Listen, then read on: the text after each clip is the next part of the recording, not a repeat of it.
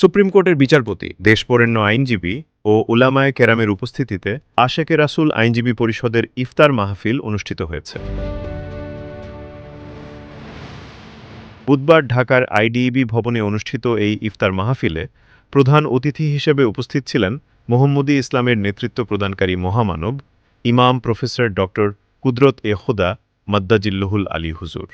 সিয়াম সাধনার মাধ্যমে নিজেদেরকে চরিত্রবান হিসেবে গড়ে তোলার ওপর গুরুত্ব আরোপ করে ইমাম প্রফেসর ডক্টর কুদরত এ খোদা হুজুর বলেন, আইন আর কঠোর বিধিনিষেধ আরোপ করে মানুষের চরিত্র পরিবর্তন করা যায় না।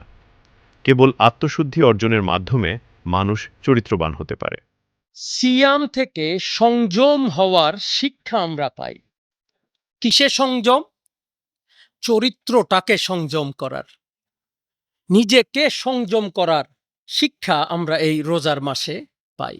আমরা যদি নিজেকে পরিবর্তন করতে পারি, নিজের চরিত্রটাকে পরিবর্তন করতে পারি, কারণ আমি বলি মরার আগে মৃত্যুবিদ্যা অর্জন করা। মৃত্যুবিদ্যা কি? মালিকের সন্তুষ্টি অর্জন করা। যদি আমরা এই সৎ কাজের পাশাপাশি মানুষকে সাহায্য করার পাশাপাশি নিজেকে চরিত্রবান হওয়ার দিকে মনোনিবেশ করি, আমি বিশ্বাস করি আল্লাহ আমাদেরকে মাফ করে দিবেন, ক্ষমা করে দিবেন। আর এই মাস ক্ষমার মাস। ইফতার মাহফিলে আলোচনা করেন সুপ্রিম কোর্টের বিচারপতি সৈয়দ মোহাম্মদ জিয়াউল করিম, সাবেক জেলা ও দায়রা জজ আব্দুল আজিজ খলিফা, সাবেক অতিরিক্ত সচিব ডক্টর পিয়ার মোহাম্মদ, ইসলামী গবেষক হজরতুল আল্লাম মুহাদ্দিস ইমরান হোসাইন মাঝহারি, অ্যাডভোকেট আবু আল ইউসুফ টিপু সহ অনেকেই। আল্লাহর সন্তুষ্টি অর্জনের অন্যতম শ্রেষ্ঠ মাধ্যম হলো রোজা। ইসলামী পরিভাষায় আল্লাহর সন্তুষ্ট লাভের জন্য সুবে সাদেক হতে সূর্যাস্ত পর্যন্ত যাবতীয় পানাহার ও কামাচার হইতে বিরত থাকাকে রোজা বলে। আজকের অনুষ্ঠানের প্রধান অতিথি ইমাম প্রফেসর ডক্টর কুদরত খোদা পবিত্র রমজান মাসের গুরুত্ব ও তাৎপর্য তুলে ধরার লক্ষ্যে অনেক সেমিনার ও কর্মশালার আয়োজনের মাধ্যমে মোহাম্মদ ইসলামের সুমহান আদর্শকে তুলে ধরেছেন। তার এই উদ্যোগ অত্যন্ত প্রশংসনীয়। এছাড়া তিনি বিশ্বময় মোহাম্মদ ইসলামের প্রচারে গুরুত্বপূর্ণ ভূমিকা রেখেছেন। রুহের মোকামে আল্লাহ নামের জিকির হাসিলের বিদ্যা, এটা শিখতে হয় আবার রুহানি জগতের বিদ্যা যারা শিখাইতে পারেন।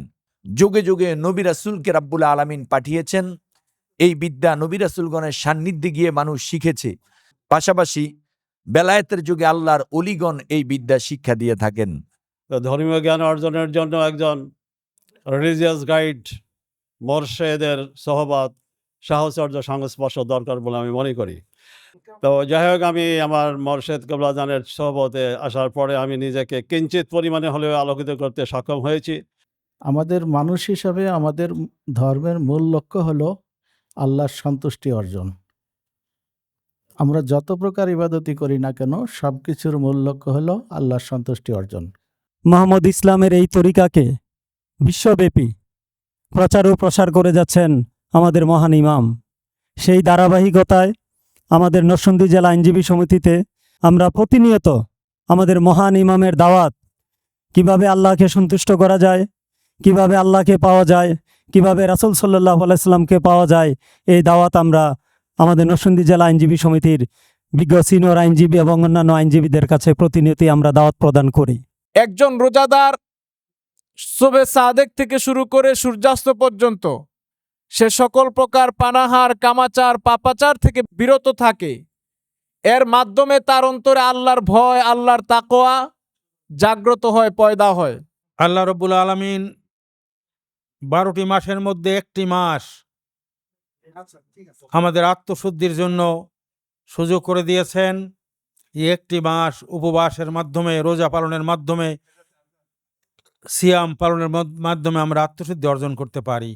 প্রতি বছর রমজান আসে রহমত, বরকত এবং কল্যাণের বার্তা নিয়ে। সেই রহমত, বরকত এবং কল্যাণ তারাই লাভ করতে পারেন যারা পবিত্র রমজান মাসে হাকিকতে রোজা পালন করতে পারেন। উপস্থিত অতিথিবৃন্দ মুহাম্মদী ইসলামের মিলাদ শরীফে অংশগ্রহণ করেন।